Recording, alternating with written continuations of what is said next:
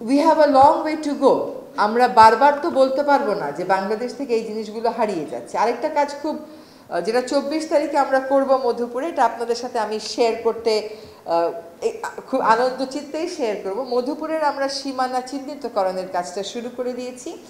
মধুপুরের এই ইউক্যালিপটাস এগুলো সরিয়ে আমরা এবং শাল এবং সহযোগী বৃক্ষ আমরা নিয়ে আসব।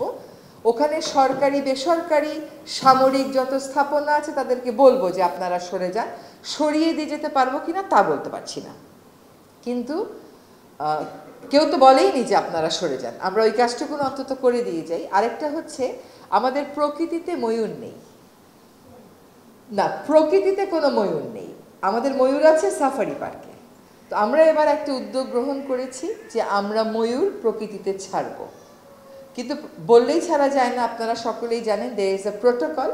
তো আমরা 24 তারিখে মধুপুরে যেয়ে ওইখানকার বন নির্ভর গারো সম্প্রদায়কে তাদের বিরুদ্ধে বন বিভাগের যে হয়রানিমূলক মামলাগুলো আছে সেগুলো প্রত্যাহারের ঘোষণা দেব। তাদের ভূমি অধিকার সেটেল করার প্রক্রিয়াটা শুরু করব।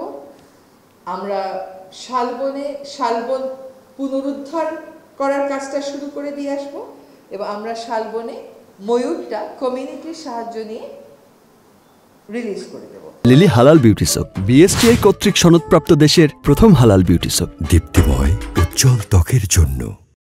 এরকম আমরা মোট 4টা, তাই না শ্রমিক, মোট 4টি প্রজাতি প্রকৃতিতে আবার ফিরিয়ে আনার কাজটা আমাদের সময়ই করে দিয়ে যাব। আর খুব চেষ্টা করেছিলাম বাংলাদেশ থেকে হারিয়ে যাওয়া 2টা বৃক্ষের প্রজাতি আবার বাংলাদেশে এনে রিইন্ট্রোডিউস করা।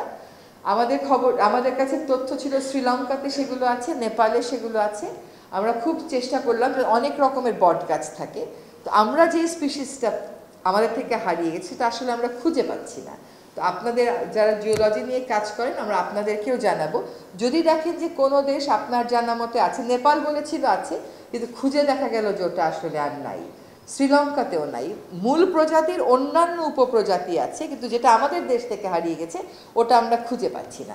সো আমরা যেন হারিয়ে গেছে, নষ্ট হয়ে গেছে এগুলো তো বলেছি, জানি, এখন আমরা আসলে কাজটা শুরু করে দিতে চাই।